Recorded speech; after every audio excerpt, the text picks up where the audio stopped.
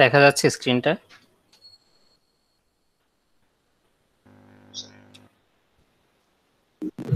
জি জি sir.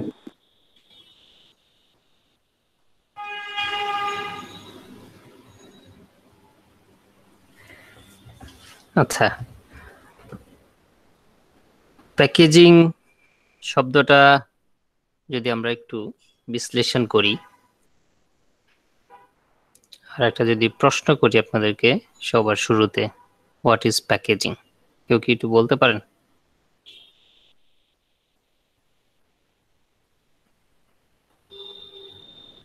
Just overall ধারণাটা কি আসে যে প্যাকেজিং শব্দটা শুনলে একটা মোড়কজাত। কোনো কিছুর মোড়ককে বোঝানো হয়, তাই না? জি স্যার। আচ্ছা, তো মোড়ক বললে কি ক্ষতি ছিল প্যাকেজিং না বলে? মোড়ক কিন্তু যে কোনো ধরনের হতে পারে, সেটা ধরেন একটা সাদা কাগজ দিয়েও কিন্তু আপনি মোড়ক তৈরি করে দিতে পারেন।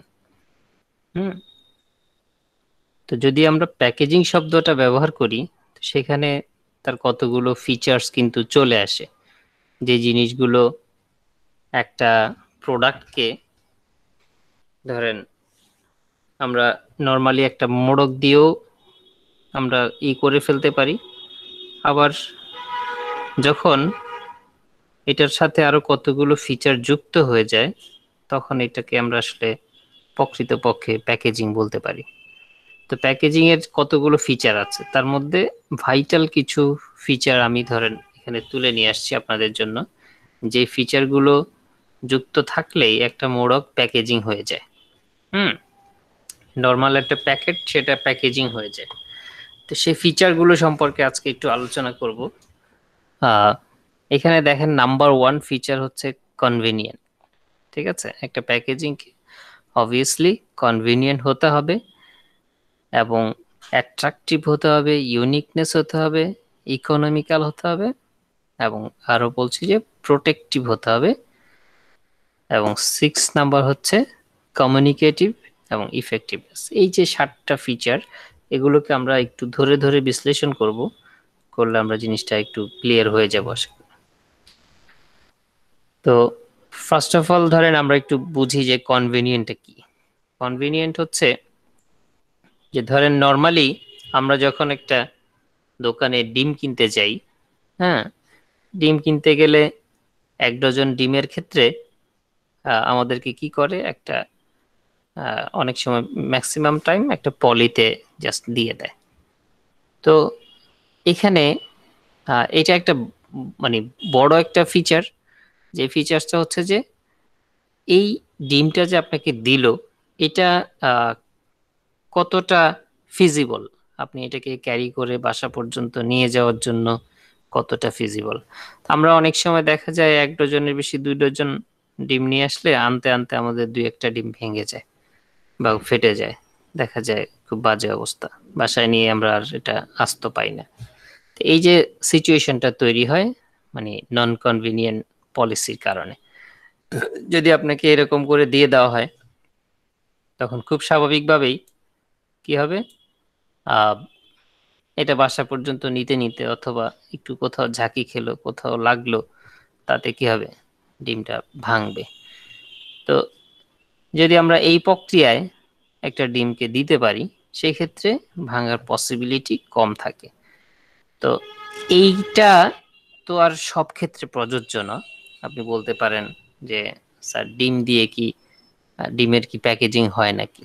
হ্যাঁ, এখন আহ, যে সময় আসছে এখন ডিমেরও প্যাকেজিং হচ্ছে। আপনারা সুপার শপ গুলোতে গেলে দেখতে পাবেন খুব সুন্দর প্যাকেজিং করা আছে। কিন্তু আমি মনে করি এটা নট অনলি এগ, এটা সব ক্ষেত্রে। আপনি যখন একটা বিস্কিট কিনছেন, যে একটা বিস্কিটের প্যাকেটটা যখন কিনছেন, আপনি বিস্কিটটা খুললে দেখবেন ভেতরে একটা কেস দেয়া আছে। তো সেই কেসটা ধরেন দিয়েছে, এটার পিছনে আরো একটা ফিচার আছে যেটার নাম হচ্ছে প্রোটেক্টিভ, সেটাকে রিলেট করছে তার পাশাপাশি। এবং এই প্যাকেটটা যখন করা হলো, এই জিনিসটাও কিন্তু চিন্তা হলো যে আমার যে প্রোডাক্টটা আমি আপনার হাতে তুলে দিচ্ছি, এইটা আপনি সেফলি বাসা পর্যন্ত নিতে পারবেন কিনা। এবং নেয়ার সময় অনেক সময় দেখবেন যে আমরা যখন আহ, একটু ইলেকট্রনিক জিনিসপত্র যখন কিনি, আমরা আমরা কি কখনো এরকম দেখি যে আহ, একটা সিপিইউ বা মনিটর, একটা প্রিন্টার বা এই জাতীয় জিনিসও যখন কিনি, এটার একটা বক্স থাকে, একটা কার্টুন থাকে। সেই কার্টুনটা ধরার জন্য দেখবেন যে দুই পাশে একটুখানি হোল করে দেয়া আছে। এরকম পেয়েছেন না আপনারা? হুম। জি স্যার, থাকে এরকম অনেক। এরকম থাকে। তো এইটার মানে হচ্ছে এটা আপনার জন্য কনভিনিয়েন্ট করে দেয়া, যে আপনি এটাকে যাতে প্রপারলি প্রোটেক্টিভ ওয়েতে প্রোডাক্টটাকে সেফ রেখে আপনি যাতে বাসা পর্যন্ত নিয়ে যেতে পারেন। এইটা একটা কমন একটা থিং। দেখেন আমরা যখন বাজারে একটা সদাই করতে চাই, এটা এখন একটা এক ধরনের ম্যানারে পরিণত হয়েছে। এখন ধরেন আপনি একটা সবজি কিনলেন, তো সবজি কিনতে গেলে নর্মালি আমাদের এখন প্র্যাকটিসের মধ্যে নাই যে আমরা সাথে করে একটা ব্যাগ নিয়ে যাব। এটা কিন্তু আমরা নিয়ে যাই না। তো সবজি দোকানদার কি করে, তার ওখান থেকে একটা পলি দেয়, পলি দিয়ে আপনাকে পলির মধ্যে সবজিটা দিয়ে সুন্দর করে বেঁধে দেয়, আপনি পলিটা ধরে ধরে নিয়ে যেতে পারছেন। এটাও কিন্তু এক ধরনের কনভেনিয়েন্ট পলিসি। এখন সে যদি সবজিটা 1 কেজি পটল কিনলেন, বললো পাল্লা মাইপা বললো যে নেন, আপনি তো তার দিকে হা করে তাকায় থাকবেন কেন? কি ব্যাপার, তুমি একটা ব্যাগ দিবা না? হ্যাঁ। তো এটা আমাদের একটা ডিমান্ড হয়ে গেছে, এটা কিন্তু আমরা এখন চাই। আপনি একটা প্রোডাক্ট আমার কাছে সেল করবেন, এটা কনভেনিয়েন্ট হবে না, আমি এটা নেয়ার জন্য কোনো একটা রাস্তা আপনি তৈরি করে দিবেন না, এটা হতে পারে না। ঠিক আছে? বড় একটা কার্টুন আমাকে ধরায় দিবেন, কার্টুনটা ধরার জায়গা থাকবে না, এটা হতে পারে না। তো এই জিনিসগুলো, একটা প্রোডাক্ট যখন মানুষ বাই করে তখন এই জিনিসগুলোর একটা ডিমান্ড কিন্তু থাকে। এবং এটা প্যাকেজিং যখন করা হয়, যখন ডিজাইনার প্যাকেজিংটা করে, তখন সে ডিজাইনের মধ্যে সেই জিনিসগুলোকে কিন্তু ইনক্লুড করে নিয়ে আসে। আচ্ছা, এবার আমরা আসি তার পরের যে ফিচারটা দেখেন, অ্যাট্রাকটিভ। প্যাকেজিংকে অবশ্যই অ্যাট্রাকটিভ হতে হবে। বিকজ যদি এই অ্যাট্রাকশনটা তৈরি না করতে পারেন একটা ডিজাইন করার সময়, এই ফিচারটা যদি একটা প্যাকেজিং এর মধ্যে না থাকে, তখন কি ক্ষতি আর কি লাভ। একটা সিম্পল এক্সাম্পল দিই আপনাকে। যে ধরেন আমরা যখন একটা শপে যাই বা একটা দোকানে যাই, আমরা অনেক সময় ডিসাইড করে যাই না যে 1 প্যাকেট বিস্কিট কিনবো, অথবা একটা চকলেট কিনবো, অথবা যে কোনো কিছু, একটা জুস কিনবো। অনেক সময় আমরা ডিসাইড করে যাই না, ম্যাক্সিমাম টাইম ডিসাইড না করেই যাই। তো দেখা যায় হ্যাঁ ওখানে গিয়ে একটু দেখি শেলফের মধ্যে যে কালার মানে ইয়ে নিয়ে দেন হ্যাঁ। Sticker hello.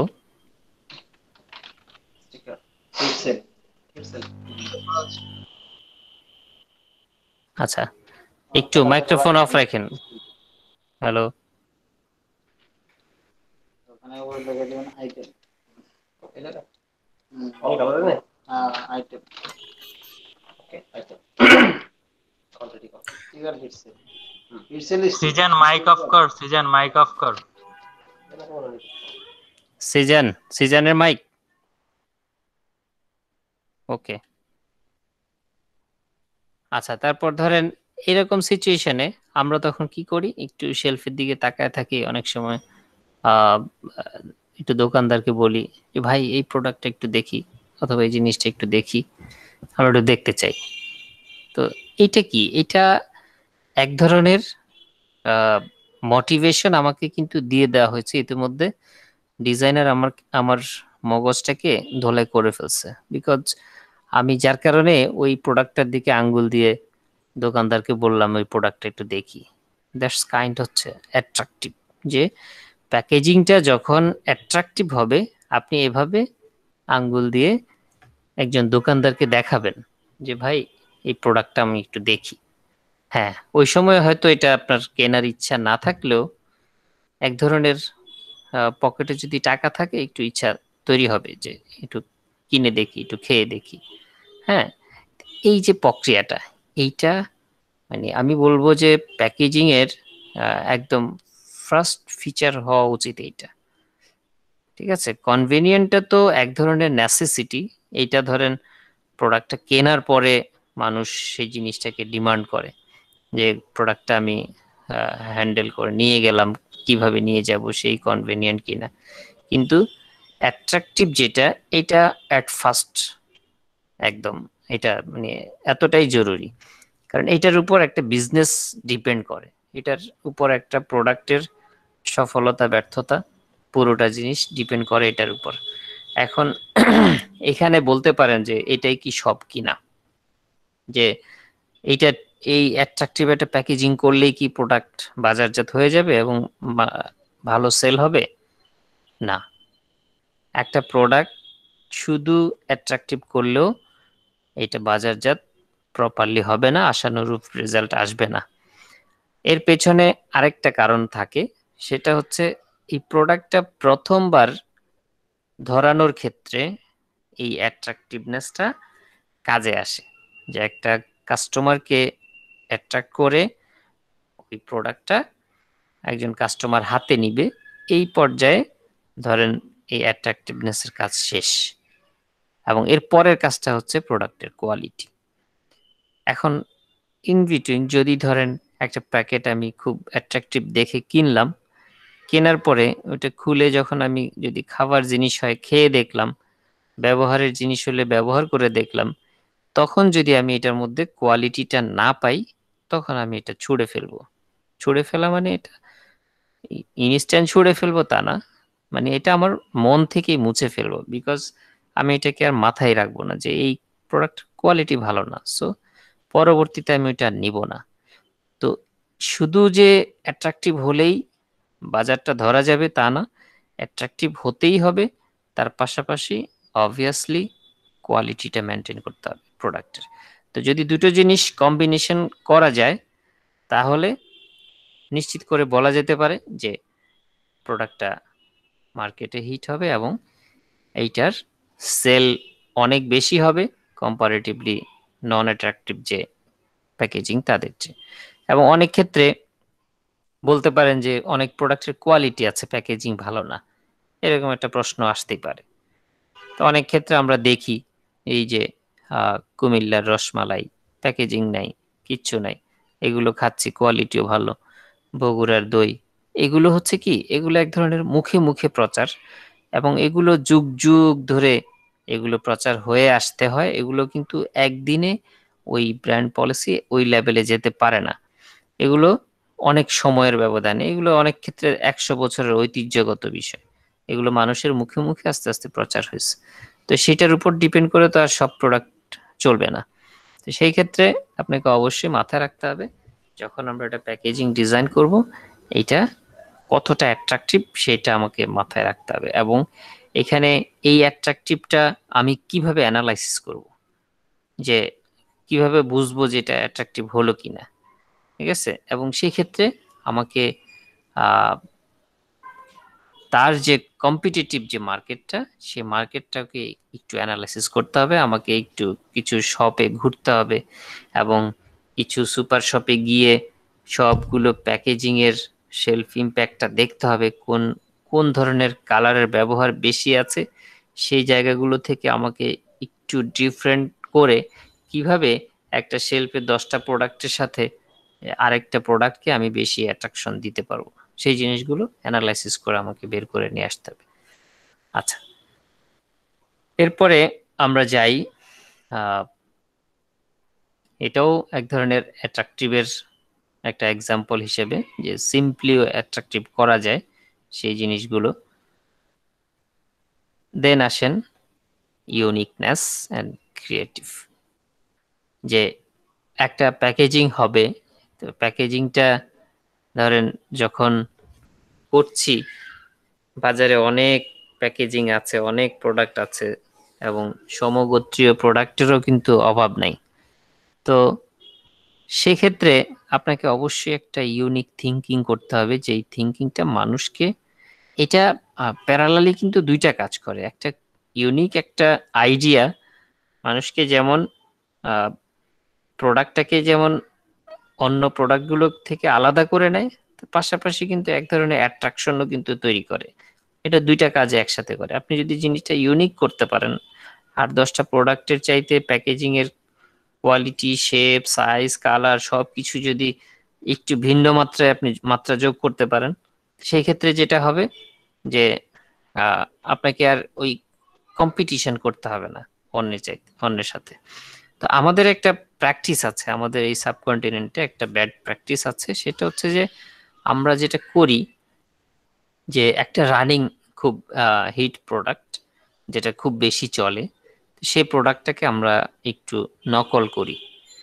নকল করি কিভাবে? ধরেন অ্যাজ ইট ইজ প্যাকেজিং করার চেষ্টা করি, কালার, থিম, গ্রেডিয়েন্ট, টাইপোগ্রাফি, এই জিনিসগুলো একদম আরেকটা প্রোডাক্টের সাথে টোটালি রিলেট করে একটা প্যাকেজিং করার চেষ্টা করি। তাহলে এটা দিয়ে আমাদের একটা মানে প্রতারণার একটা অংশ। সেটা কিভাবে? যে আমি একটু ধোকা দিব, যে যে মানুষগুলো একটু অসচেতন তাদেরকে আমি একটু ধোকা দিয়ে এই প্রোডাক্টটা সেল করব। ধরেন আমরা বাজারে যদি দেখি, কথার কথা একটা এরকম প্রোডাক্ট দিয়ে একটা এক্সাম্পল কি দিতে পারেন আপনারা, যে এরকম সেম টাইপের প্যাকেজিং বাট আলাদা আর আলাদা ব্র্যান্ড? বম্বে ক্র্যাকার্স আর হচ্ছে ওই প্রাণের পটেটো ক্র্যাকার্স। ইয়েস, একদম একজ্যাক্ট এক্সাম্পল সে তুলে নিয়ে আসছে, খুবই সুন্দর এক্সাম্পল।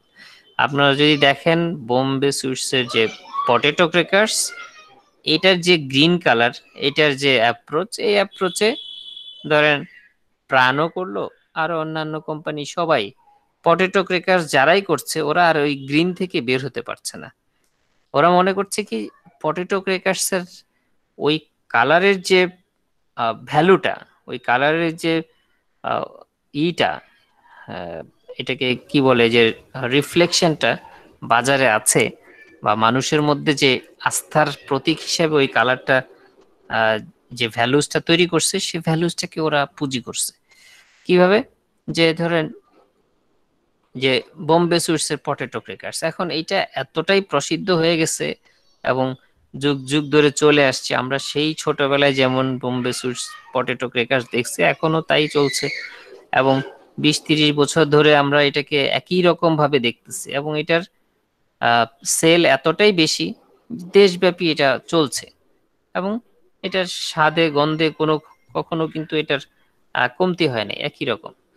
তো এই যে ব্যাপারটা, এই যে সুনামটা ওরা তৈরি করছে এবং পটেটো ক্র্যাকার্সের যে বাজারটা ওরা ক্রিয়েট করছে, এইটার ওরা পার্টনার নিতে চায় কিভাবে? এই কালারটাকে ব্যবহার করে। যে ধরেন সেম কালার, এটা কিন্তু সেম কালার আনতে পারে না। হ্যাঁ, কারণ হচ্ছে কি ওই স্পেশালি বোম্বে সুইটস এর যে পটেটো ক্র্যাকার্স, সে কালারের কোড আর ওই কোড কিন্তু কখনো মিলবে না, কিন্তু কাছাকাছি একটা কোড নিয়ে আসে এবং একদম সেম করলে কিছুটা কপিরাইট আইনে কিছু ঝামেলাও আছে, যার কারণে ওরা একটু একটু কোড চেঞ্জ করে।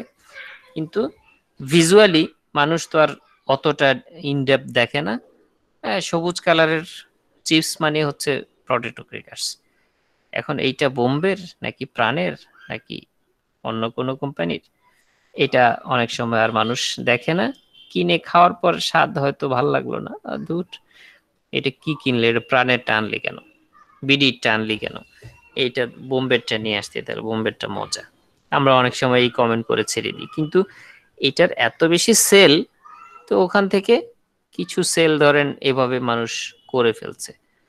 তো এই সুবিধাগুলো কিছু মানুষ এগুলো এভাবে নেয়। তো এই সম্পর্কে ধরেন একটা ছোট্ট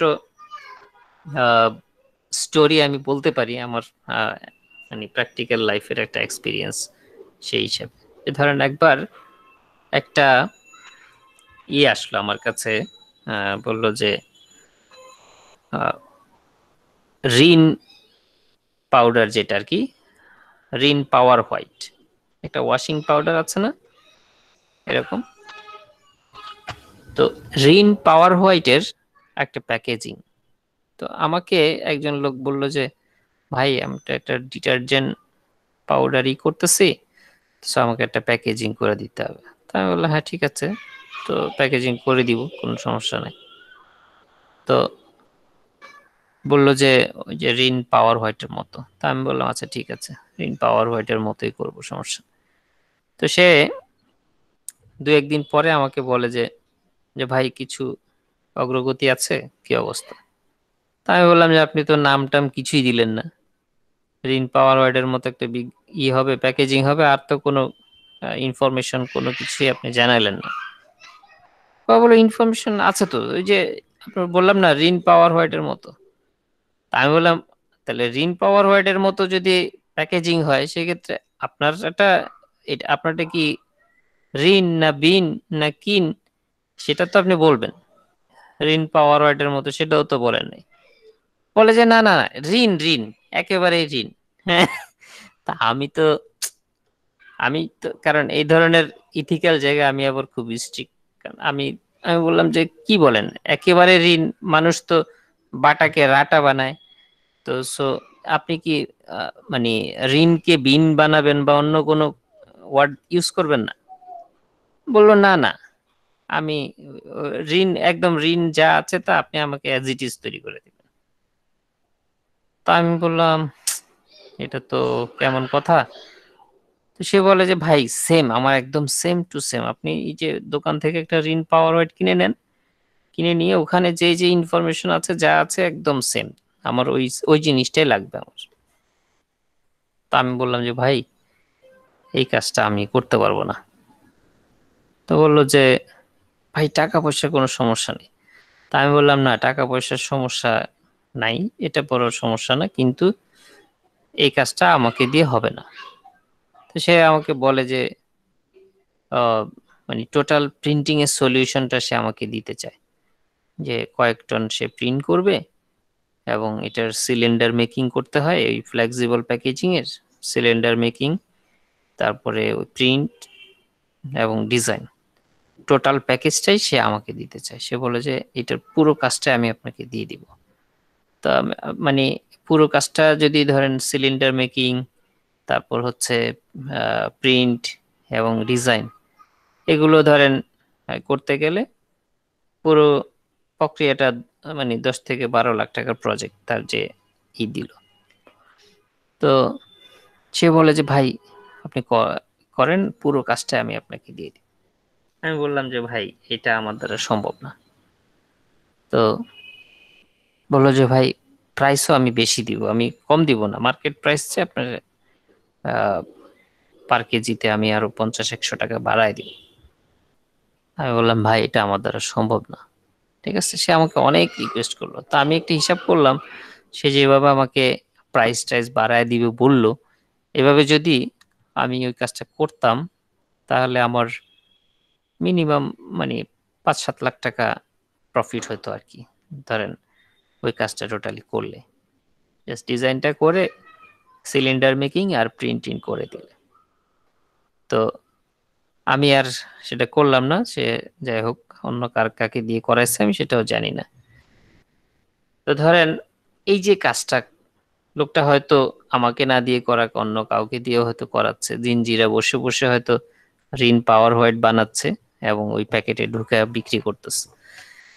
তো এই যে প্রক্রিয়া, মানুষের মধ্যে এই প্রবণতাটা, যে ধরেন আজকে দেখেন সে কিন্তু ইনভেস্টমেন্ট কিন্তু কম হচ্ছে না তার, তার ওয়াশিং পাউডারও কিন্তু সে হয়তো তৈরি করছে, কিন্তু তার মধ্যে একটা প্রবণতা কি, যে আমি নতুন একটা প্যাকেট করে নতুন একটা ব্র্যান্ড নেম দিয়ে নতুন একটা প্রোডাক্ট বাজারে ছেড়ে আমি এই রিটার্ন আনতে পারবো না, যেটা রিন পাওয়ার হোয়াইটের নামে যদি আমি চালাতে পারি সেক্ষেত্রে এটা ইজিলি চলতে থাকবে এবং আমি আমার রিটার্নটা আসতে থাকবে।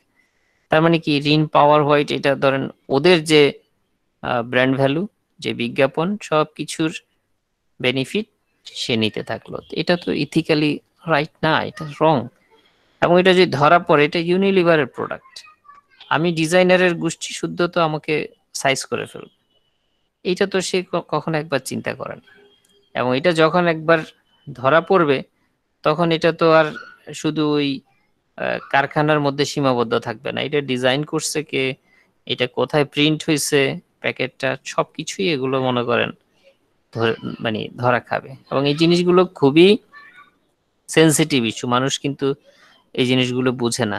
যদি এই জিনিসগুলো হয়তো বছরের পর বছর মানুষ করে যাচ্ছে, ধরা পড়ছে না, কিন্তু যখন একবার ধরা পড়ে তখন কিন্তু সারা জীবনের যে আর্ন সেটা কিন্তু একবারে টান দেয়। তো যাই হোক, মানুষের মধ্যে এই প্রবণতাটা আছে, এটা বললাম। আপনারা এই জায়গাটায় অবশ্যই ইথিক্যাল থাকবেন।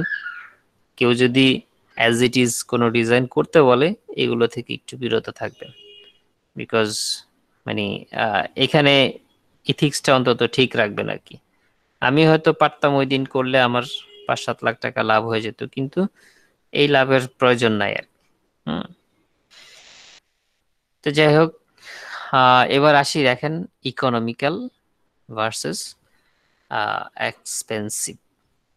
তা এই জায়গাটায় আমাদের একটু ভাববার আছে, সেটা হচ্ছে আমরা কখন ইকোনমিক্যাল একটা পলিসিতে যাব প্যাকেজিং করার সময়, আবার কখন এক্সপেন্সিভ নিব। এই দুইটা জায়গায় আমাদের একটু ডিসিশন মেকিং এর ফ্যাক্ট। যে ধরেন ইউজুয়ালি সব সময় ইকোনমিক্যাল ইউজ করা যাবে না, এবং সব সময় এক্সপেন্সিভও দেওয়া যাবে না।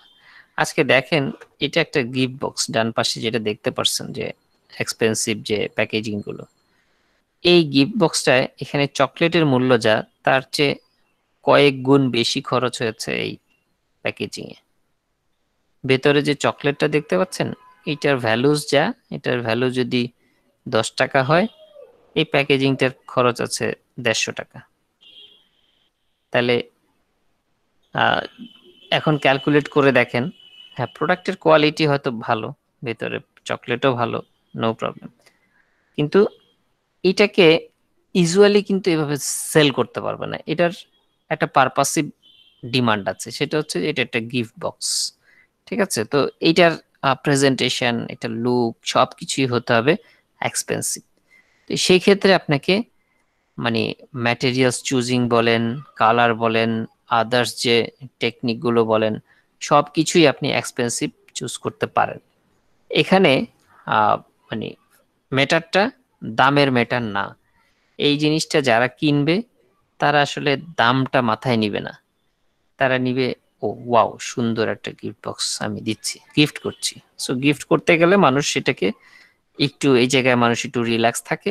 এখানে পয়সা একটু বেশি খরচ হলেও সে এক্সপেন্সিভ জিনিসটা মানুষ কিনে নেয় প্রিয়জনের জন্য, অথবা মানে যাই হোক পছন্দের মানুষকেই তো দিবে, সেক্ষেত্রে একটু এক্সপেন্সিভ হলে দোষের কিছু না।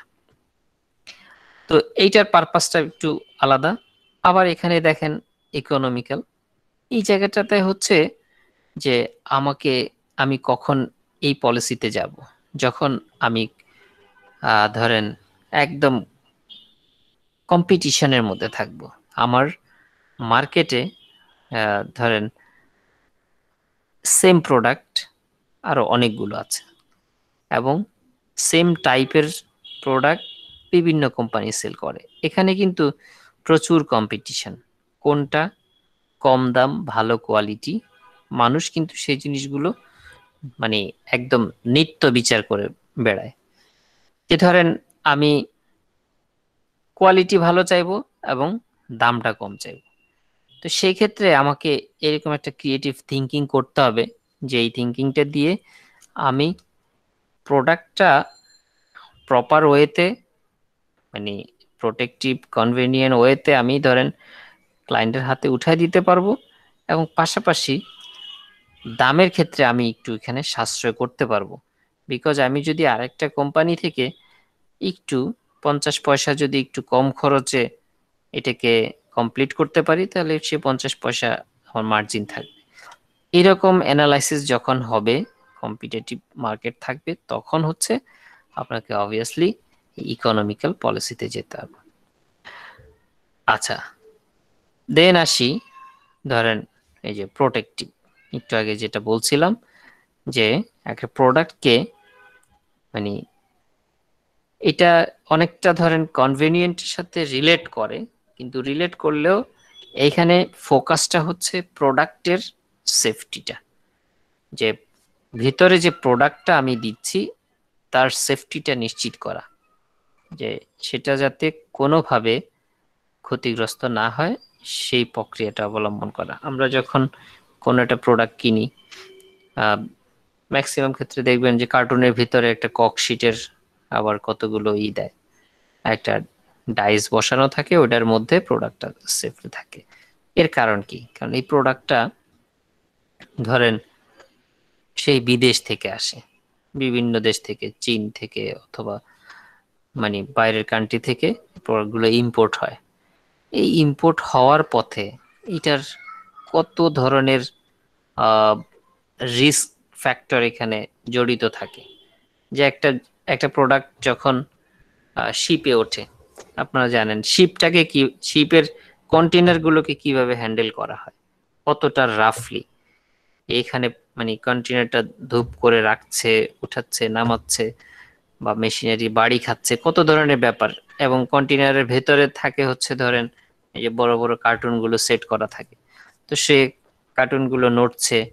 তারপর কার্টুনের ভেতর হচ্ছে ইন্ডিভিজুয়াল প্রোডাক্টের যে প্যাকেজিং সেটা থাকে, এবং সেই প্যাকেজিং এর ভেতরে থাকে হচ্ছে মূল প্রোডাক্টটা। তো এই যে পুরো প্রক্রিয়াটা, যে একটা কার্টুন যখন শিপমেন্ট হয় তখন লোড করা, সেখানে এক ধরনের লেবাররা হ্যান্ডেল করে কার্টুনগুলোকে, মানে ধুম ধুম মাথা থেকে ফেলছে। তো এই যে পুরো প্রক্রিয়াটা, যে ধরেন এই জিনিসগুলো যে কতগুলো হাত হয়ে একটা প্রোডাক্ট একটা কাস্টমারের হাতে ওঠে, এই পুরো যে জার্নিটা, যে একটা প্রোডাকশন থেকে শুরু করে কাস্টমারের হাত পর্যন্ত একটা প্রোডাক্টকে পৌঁছে দেওয়ার পেছনে যে যে জার্নিটা আছে, এই জার্নির মধ্যে আপনাকে এই প্রোডাক্টটাকে নিরাপদ রাখতে হবে। ঠিক আছে, এটা হচ্ছে প্রোটেক্টিভ। যে এই সেফটি যদি আপনি দিতে পারেন, তখনই আসলে প্রকৃতপক্ষে প্রোডাক্টের ভ্যালু আছে, নাহলে তো কোনো ভ্যালু নেই। এই যে একটা ধরেন সেনসিটিভ প্রোডাক্ট, হ্যাঁ, এইটা আপনার কাছে আস্তে আস্তে আপনি দেখলেন ভেঙে গেছে, একটু ফেটে গেছে, কোনো লাভ আছে? এটা 500 টাকা দিয়ে কিনেও তো কোনো লাভ হবে না। হবে তাহলে এখানে কিন্তু অবভিয়াসলি প্রোডাক্টের ধরন বুঝে এই প্রোটেকশন একজন প্যাকেজিং ডিজাইনারকে দিতে হবে, এবং সেইটার যে প্ল্যানিং কিভাবে করবে, কি প্রক্রিয়ায় বক্সটা হবে, এবং কি ধরনের ম্যাটেরিয়ালস ইউজ হবে, এটা কি কি ম্যাটেরিয়ালস ইউজ হলে সেই প্রোডাক্টটা সেফ থাকবে, ঠিক আছে, এই পুরো থিঙ্কিংটা কিন্তু একটা প্যাকেজিং ডিজাইনারকে করতে হয়। দেন আসি, দেখেন কমিউনিকেটিভ একটা প্রোডাক্ট আমরা ইউজুয়ালি ধরেন আমরা একটু গায়ে লেখা পড়েই প্রোডাক্টটা কিনি, কিন্তু তারপরেও কিছু বিষয় থাকে যে এখানে খুব ছোট ছোট লেখা আছে, ইনগ্রেডিয়েন্ট আছে। মনে করেন এই প্রোডাক্টটা আমি যখন কিনলাম তখন প্রোডাক্টের গায়ে কিন্তু এটা অনেকটা ম্যান্ডেটরি, বিএসটিআই অনুমোদিত কিছু ফিচার আছে, যে জিনিসগুলো আপনার থাকতে হয়, কিছু ইনফরমেশন থাকতে হবে, নিউট্রিশন ফ্যাক্ট থাকতে হবে, ইনগ্রেডিয়েন্ট থাকতে হবে, এইটা হালাল হারাম কিনা সেই জিনিসটা আপনাকে ইন্ডিকেট করা থাকতে হবে, এবং কোন দেশের পণ্য সেটা আপনাকে ইন্ডিকেট করা থাকতে হবে।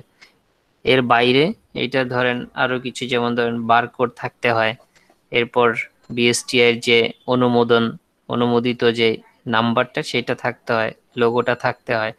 তারপরে এইটা ধরেন ভেজিটেরিয়ানরা খেতে পারে কিনা, বা এরা কারা খাবে, এই সব কিছুই ধরেন ইনফরমেশন প্রোডাক্টের গায়ে কিন্তু থাকে। একটা প্রোডাক্ট যখন আপনার হাতে নিয়ে দেখবেন, এটার ভেতরে ছোট ছোট ছোট ছোট অনেক লেখা থাকে। তো এই অনেক লেখা আমাদের কিন্তু সবসময় পড়া হয় না, ঠিক আছে। তো আমরা খুব যারা সচেতন, আমরা একটু দেখি, ও আমার তো একটু ডায়াবেটিস আছে, সো এটার মধ্যে কেমন সুগার ব্যবহার করা হয়েছে কিনা আমি একটু দেখি, ইনগ্রেডিয়েন্টটা দেখলাম। প্রোডাক্টটা হাতে নিয়ে আমরা যখন ইনগ্রেডিয়েন্টটা দেখছি, তখন আমরা দেখলাম যে ও সুগার আছে, তাহলে এটা আমার খাওয়া যাবে না। তো এরকম কিছু বিষয় আছে যে জিনিসগুলো অনেকেই দেখবেন খুব কাছ থেকে দেখে, তো সবাই আমরা কিন্তু তা করি না। তো যখন আমরা এটা করি না, যে আমরা ওই প্রোডাক্টের মূল জিনিসটা আমরা যখন পড়ি না, এই প্রোডাক্টটা কি। তো তখন একটা বিষয় উঠে আসে, সেটা হচ্ছে এই প্রোডাক্টের যে প্যাকেজিং কথা বলে কিনা। হ্যাঁ, প্যাকেজিং আবার কিভাবে কথা বলবে, এটা তো একটা মনে হচ্ছে যে আশ্চর্যের বিষয়। আসলে প্যাকেজিং কথা বলে কিভাবে, লাইক এই পিকচারের মতো দেখেন। এটা আমাকে খুব বেশি পড়তে হচ্ছে না, যে আমি এইটা দেখে আমি বুঝে নিচ্ছি যে এটা অরেঞ্জ, এটাতে অরেঞ্জ ফ্লেভার আছে, অরেঞ্জই একটা ব্যাপার, এটা জুস হতে পারে বা এটা কিউই, ঠিক আছে। এটা আমার কিন্তু মানে এটার ইনগ্রেডিয়েন্ট কি, এটার ম্যাটেরিয়ালস কি, বা এটার ভেতরে কি আছে না আছে, এই জিনিসগুলো আমি কিন্তু ইনডেপথ খুব একটা দেখা লাগছে না, আমি প্যাকেজিংটা দেখেই বুঝে নিচ্ছি জিনিসটা কি। ঠিক আছে, তো এইটা হচ্ছে কমিউনিকেটিভ, যে আমরা অনেক সময় যে একটা ছবি 1000 ওয়ার্ডের কথা বলে। তো ধরেন আপনি যদি একটা প্যাকেজিং এ এমন ধরনের একটা ইমেজ ব্যবহার করতে পারেন, যে ইমেজটা ওই 1000 ওয়ার্ড না পড়ে মানুষ পারসিভ করে নিবে যে জিনিসটা আসলে কি। ঠিক আছে, দ্যাটস কল কমিউনিকেটিভ। তো এইটা মানে খুব বেশি ভাবতে হয় একজন প্যাকেজিং ডিজাইনারকে। ঠিক আছে, এবং এটা প্যারালালি এই ধরনের ইনোভেটিভ চিন্তা করলে দেখেন এখানে একটা ক্রিয়েটিভ থিঙ্কিং আছে, এখানে অ্যাট্রাকটিভনেসটাকে, ফিচারটাকেও চলে আসছে তার পাশাপাশি, এবং জিনিসটা কিন্তু অনেক বেশি কমিউনিকেটিভও কিন্তু হয়ে গেল। দেখেন, হুম, এগুলো আমার খুব বলতে হচ্ছে না। এটার ভিতরে যে জুসটা আমি ব্যবহার করছি, এই জুসটা কিসের, এটা অ্যাপেল জুস, এটা আমার মানে বলতে হচ্ছে না, আমি কিন্তু এখানে দেখেই বুঝতে পারছি। তো এগুলো হচ্ছে কমিউনিকেটিভ। এরপর আসেন যে ইফেক্টিভনেস, এই যে জিনিসগুলো, যে ধরেন ইম্প্যাক্ট, যে এই প্রোডাক্টের যে ইম্প্যাক্টটা, সেই জিনিসগুলো, এগুলো যদিও সব ক্ষেত্রে এইটার প্রচার প্রসার এভাবে হয় না। আমরা নর্মালি হয়তো সিগারেটের বিজ্ঞাপনের ক্ষেত্রে এই জিনিসগুলো দেখি, কারণ এটা রাষ্ট্রীয় আইনে বা এই জিনিসগুলো এইভাবে করতে বাধ্য করা হয়েছে, না হলে তো এবং এটা এক সময়ের দীর্ঘ আন্দোলনের পর কিন্তু এই জিনিসগুলো হয়েছে। এবং এখন আপনি এক সময় ঢাকা ঢাকা সিটি বলেন, সারা দেশেই আমরা দেখতাম যে সিগারেটের বিজ্ঞাপন। হ্যাঁ, সিগারেটের বিজ্ঞাপন, এখন একটা প্রোডাক্ট যখন বিপণন করে তখন এটার বিজ্ঞাপন অনেকটা ম্যান্ডেটরি।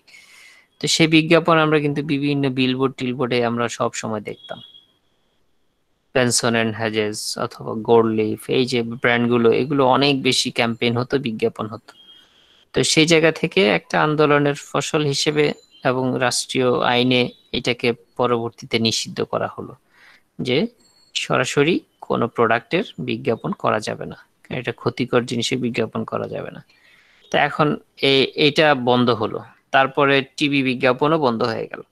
এরপরে যে ধরেন আসলো, আমি যেটা বলছি 2002-3-এর কথা মনে হয়, এই যখন সিগারেটের বিজ্ঞাপন বন্ধ হয়ে গেল, তো তখন আহ কিছু হাহাকারও আমরা দেখেছি, যে ধরেন যারা বিশেষ করে বিজ্ঞাপনী সংস্থাগুলো তখন এক ধরনের ধসের মধ্যে পড়ে গেল। কারণ ম্যাক্সিমাম বিজ্ঞাপনী সংস্থা তখন মানে প্রচুর কাজ করত এই সিগারেট ব্র্যান্ডগুলোর, এবং মার্কেটে প্রচুর কাজ ছিল তাদের বিজ্ঞাপনের, বিলবোর্ডের, তারপরে একটা টিভিসি মেকিং টেকিং থেকে শুরু করে সবগুলো, কেউ এটার বাইরে ছিল না। এবং গতানুগতিক অন্য সব প্রোডাক্টের চাইতে এদের বিজ্ঞাপন একটু বেশি হতো, কারণ এখানে লাভের পরিমাণও বেশি, এদের বাজেটটাও থাকে বেশি। যার কারণে ওই সময় একটা হাহাকার আমরা দেখলাম, যে বিজ্ঞাপনী সংস্থাগুলো রাতারাতি বসে গেছে একদম। বহু বিজ্ঞাপনী সংস্থার মূল ক্লায়েন্টই ছিল ধরেন এরা। হ্যাঁ, তো ওই জায়গা থেকে আলটিমেট তারা কি করতে হলো, সরে আসতে হলো, কিছু করার নেই। পরবর্তীতে আহ গ্রাজুয়ালি দেখা গেল যে এটা এক পর্যায়ে সয়ে নিচ্ছে আর কি, যে মানুষ যে ওটা ছাড়াই চলছে। এরপরে আবার বাধ্য করা হলো যে না, এটা শুধু বিজ্ঞাপন বন্ধ করলে হবে না, আপনার এটা যে ক্ষতিকর এটা প্যাকেটের গায়ে বড় করে লিখতে হবে। সেটাও গেল না, পরবর্তীতে আসলো না শুধু ক্ষতিকর সেটা লিখলে হবে না, কি কি ক্ষতি হয় সেই জিনিসগুলো ছবি সহ প্যাকেটের গায়ে দিতে হবে। বুঝতে পারছেন? তো এখন এত কিছু করেও কি ধরেন এগুলো বন্ধ করা পসিবল হয়েছে? হয় নাই। মানুষ যা করার তাই করছে। হুম, এগুলো হচ্ছে ইফেক্টিভনেস। এগুলো অনেক ক্ষেত্রে অ্যাডভার্টাইজিং এর ভাষায় ধরেন নেগেটিভ অ্যাডভার্টাইজিংও বলে। আমরা নেগেটিভ জিনিসটার প্রতি একটু আমাদের একটু ঝোঁক একটু বেশিই থাকে। ঠিক আছে, সবাই জানি স্মোকিং কজেস ক্যান্সার, কিন্তু তাতেও আমাদের কোনো লাভ নেই, আমরা ওইটাই নেই আর কি। ওকে, তো আমরা ধরেন এই ফিচার গুলো সম্পর্কে জানলাম যে এই জিনিসগুলো একটা প্যাকেজিং এর মধ্যে বিল্ড ইন থাকতে হয়, না থাকলে পরে একটা ভালো প্যাকেজিং বলা যাবে না। তো এই ক্ষেত্রে দেখেন আরো যে 6টা এসেনশিয়াল মানে ইফেক্টিভ মানে প্যাকেজিং ডিজাইন, এই যে যে যে 6টা জিনিস ধরেন একটা প্যাকেজিং ডিজাইনের মধ্যে ইনক্লুড করতে পারলে মানে জিনিসটা অনেক বেশি ইফেক্টিভ হয়, সেই জিনিসগুলো একটু মাথায় রাখা। যেমন ধরেন এই যে form and function, shelf impact, ঠিক আছে, আরেকটা জিনিস যেটা অনেস্টি, ঠিক আছে, এবং প্র্যাকটিক্যালিটি, ক্রিয়েটিভিটি এবং রিসাইকেলেবিলিটি। এগুলো যদিও যদি আমরা এই 6টা ফিচার এখানে যেটা দেখছি, এগুলোর ইউজুয়ালি আমরা যখন বিএসটিআই বা দেশের যে ই কোম্পানিগুলো আছে যারা অনুমোদন দেয়, তো তাদের শর্তের মধ্যে এই জিনিসগুলো কিন্তু অলরেডি চলে আসে এবং এই জিনিসগুলো মেনটেন করতে হয়, এবং তারা একটা প্যাকেজিংকে যখন অ্যাপ্রুভাল দেয় তখন এই বিষয়গুলো আলটিমেট আসলে তাদের রিকোয়ারমেন্টের মধ্যে চলে আসে। তো আমাদেরও একটা প্যাকেজিং করতে গেলে এই জিনিসগুলো কম বেশি মাথায় রেখে আমাদের প্যাকেজিংটা করতে হয়। তো এই হলো প্যাকেজিং নিয়ে কথা। কারো যদি কোনো কোশ্চেন থাকে একটু প্লিজ। স্যার আমাদের স্যার প্যাকেজিং করানোটা স্যার দেখাবেন না? হ্যাঁ, প্যাকেজিং করানো দেখাবো। একটা প্যাকেজিং এর মাপটাপ কিভাবে নেওয়া হয়। আমি তো সবার প্রোডাক্টগুলোর প্যাকেজিং করাতে পারবো না, একটা প্রোডাক্টের হয়তো প্যাকেজিং এর স্ট্রাকচারটা জি স্যার। কিভাবে নিতে হয়, মেজারমেন্ট কিভাবে নিতে হয়, কি কালার বা কি ধরনের টেকনিক অ্যাপ্লাই করতে হয়, সেই জিনিসগুলো হয়তো একটা প্যাকেজিং দেখায় আমি বুঝাই দিব আর কি। কিন্তু সবার জিনিসটা জি স্যার। সবাইকেই চিন্তা করতে হবে, সেই জন্যই আজকের ক্লাসটা আর কি। জি স্যার। স্যার হুম স্যার আমার তো প্রোডাক্ট হচ্ছে বাইক। বাইক তো স্যার প্যাকেজিং বলতে হচ্ছে যে উপর দিয়ে ফোম দিয়ে পেঁচানো থাকে, আর হাই লেভেলের যে বাইকগুলো স্পোর্টস বাইক ওইগুলো হচ্ছে স্যার কাঠের একটা বক্স থাকে জাস্ট, এই হচ্ছে এটার প্যাকেজিং। এছাড়া তো স্যার এটা কোনো প্যাকেট বা এমন টাইপের কিছু থাকে না। তো এইটা কিভাবে আমি প্যাকেজিং করব? এটা যে একটা কি কথা বললেন আপনি, বাইক তো বাইকের গায়েও তো থাকে। বাইকের গায়ে ডিজাইন থাকে না, বাইকের একটা মডেল থাকে না? হ্যাঁ স্যার, ওটা তো স্যার প্রোডাক্ট মডেলিং স্যার। হ্যাঁ, বাইকটাই তো আমার প্রোডাক্ট স্যার। হ্যাঁ। প্রোডাক্ট মডেলিং আর প্যাকেজিংটা কি স্যার সেম? না, প্রোডাক্ট মডেলিং প্যাকেজিং সেম না, কিন্তু এখানে যে ফিচার গুলো আছে যে ওই ওই প্রোডাক্টটাকে এই যে ইম্পোর্ট করার জন্য, যদি এটা ধরেন ব্র্যান্ড নিউ একেবারে গোটা বাইকটা ইম্পোর্ট করে, তো সেই ক্ষেত্রে এটার সেফটি সিকিউরিটি মেনটেন করার জন্য কিছু কিছু জায়গায় থাকে, ঠিক আছে। তো এখানে আপনার প্রোডাক্টের যে মডেলিং এর যে শেপটা অথবা আহ, যে জায়গাগুলোতে ধরেন লোগো টোগো গুলো থাকে, এগুলো কিন্তু যেহেতু একটা বড় বড় প্রোডাক্ট, এটার তো আলাদা কোনো বক্স হয় না। এখন ধরেন একটা গাড়ি, হ্যাঁ, গাড়ি যদি প্রোডাক্ট হয়, সেই গাড়িটার তো আর কোনো বক্স হয় না, কার্টুন হয় না, তাই না? নর্মালি সেই গাড়িটা এভাবেই ইম্পোর্ট হয় এবং ব্র্যান্ড নিউ মানুষ এভাবেই কিনে নেয়। তো যেটা দেখা যায় কি এইসব ক্ষেত্রে কিছু জিনিস হয়তো এই আজকের যে ফিচারগুলো আমরা জানলাম এগুলোর সাথে রিলেট করবে, হয়তো ধরেন টুকিটাকি কিছু পার্টসকে আলাদা করে হয়তো ফোম টোম দিয়ে মেকআপ করা, এই জিনিসগুলো করবে, প্রোটেক্টিভ করার জন্য যা যা করা লাগে ওরা তা করে। ঠিক আছে, এখানে অ্যাট্রাকশনের বেশি কিছু থাকে না। অ্যাট্রাকশনের জায়গাটাই হচ্ছে বাইকের গায়ে যে কালার বা ওই থিমটা, তাহলে আপনাকে ওই জায়গাটায় ফোকাস করতে হবে আর কি। বুঝতে পারছেন? তাহলে কি স্যার ওই যে ঘুরে ফিরে আমাকে ওই যে মানে আমার প্রোডাক্টটার মডেলিং এ যাইতে হচ্ছে এমন কিছু? হ্যাঁ, আপনার প্রোডাক্টের মডেলিং এ যেতে হচ্ছে, ওই ওই জায়গাটা আপনাকে মাথায় রাখতে হবে, প্রোডাক্টটার শো আপটা কতটা সুন্দর, এবং এটার ভিউটার উপর জোর দিতে হবে আর কি আপনাকে। স্যার অত দূর তো শিখি নাই, থ্রি ডি শিখছি স্যার টুকটাক, কিন্তু একটা বাইক মডেলিং পুরো।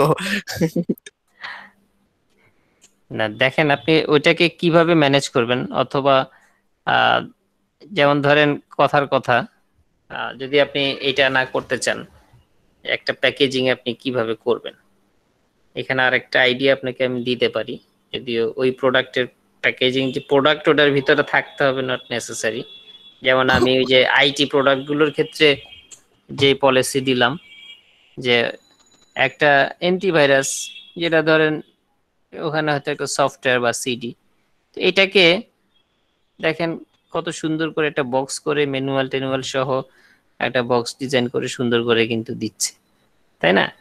তো এই ক্ষেত্রে আপনি যেটা করতে পারেন, যে আপনার বাইকের ধরেন যে চাবি, ডকুমেন্টেশন, ঠিক আছে, তারপরে এক্সট্রা যে কিছু হাতে দেয় আপনাকে যে জিনিসগুলো আর কি, ঠিক আছে, ওই ব্র্যান্ডের একটা চাবির রিং, অথবা এই টোটাল যে এডিশনাল কিছু সহ যে আলাদা কিছু জিনিস যেগুলো আপনাকে হাতে প্রোভাইড করা হয়, আপনি ওই জায়গাগুলোকে নিয়ে একটা প্যাকেট তৈরি করে ফেলেন। ঠিক আছে, এবং ঠিক আছে ওইটাই হচ্ছে আপনার প্যাকেজিং। ওকে, ওকে স্যার। হ্যাঁ, ওখানে বাইকের ব্র্যান্ড ট্যান্ড সবকিছুই লোগো টোগো দেয়া থাকবে, এবং সুন্দর করে ওগুলোকে সাজানো থাকবে, ওরকম একটা বক্স, ব্যাস। জি স্যার, এইটাই মনে হয় বেটার। হুম স্যার আমার তো স্যার হোস্টিং কোম্পানি, আমি কি তো বুঝতেছি না কিছু।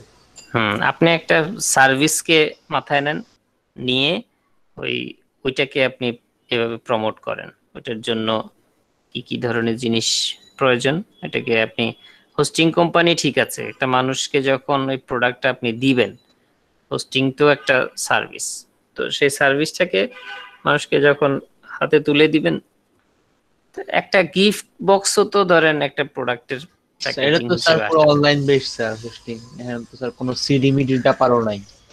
সিডি মিডির ব্যাপার নাই?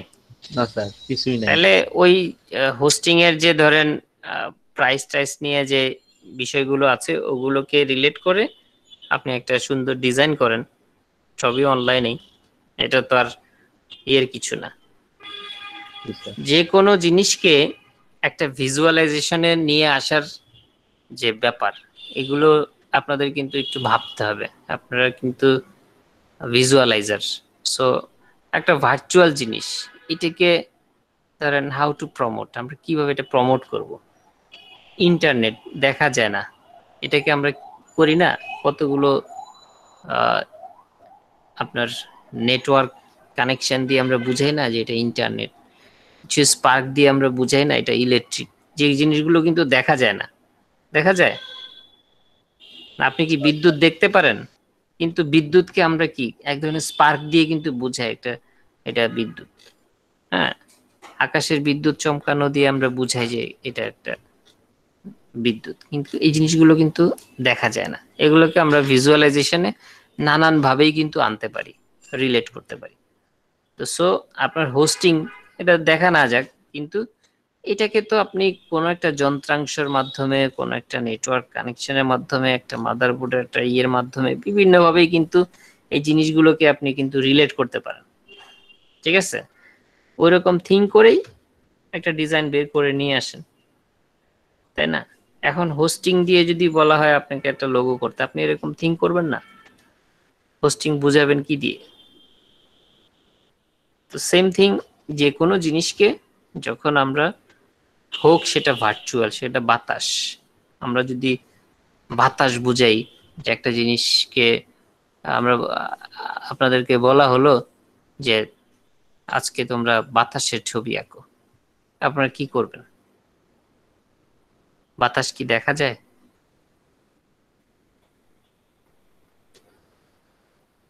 কারো মাথায় কোনো বুদ্ধি আছে বাতাসের ছবি কিভাবে আঁকবেন? স্যার এনভায়রনমেন্টের মধ্যে স্যার যে গাছ লাগাই দেওয়া যাবে। একজন করে বলেন, একজন বলেন। স্যার কোনো কিছু উঠতেছে এমন কিছু আঁকবো। হ্যাঁ, এই যে দেখেন, এই যে বুদ্ধি কিন্তু মাথায় চলে আসছে। তার মানে বাতাসে অন্য কিছু উঠতেছে সেটা দেখায় কিন্তু আপনি বাতাস বোঝাতে পারবেন। ঠিক আছে, একটা ওড়না উড়ে যাচ্ছে সেটা দিয়ে আপনি বাতাস বুঝাতে পারবেন। হ্যাঁ, একটা গাছের ছবি আঁকলেন, সেই গাছ বাতাসে, হ্যাঁ বাতাসে কেমন দেখা যায়, যখন ঝড়ো হাওয়া আসে তখন ওই গাছের ফিলটা কেমন আসে সেটা দিয়ে আপনি কিন্তু বাতাসটাকে বুঝাতে পারবেন। তো জিনিসগুলো হচ্ছে এরকম, ভিজুয়ালাইজেশন যখন ক্রিয়েট করবেন তখন এইভাবে একটু থিঙ্ক করতে হবে জিনিসগুলো, অদৃশ্য জিনিসগুলোকে দৃশ্যমান করা পসিবল হয়।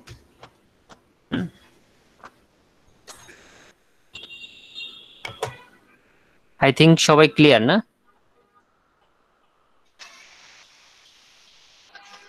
ওকে, Yes, sir.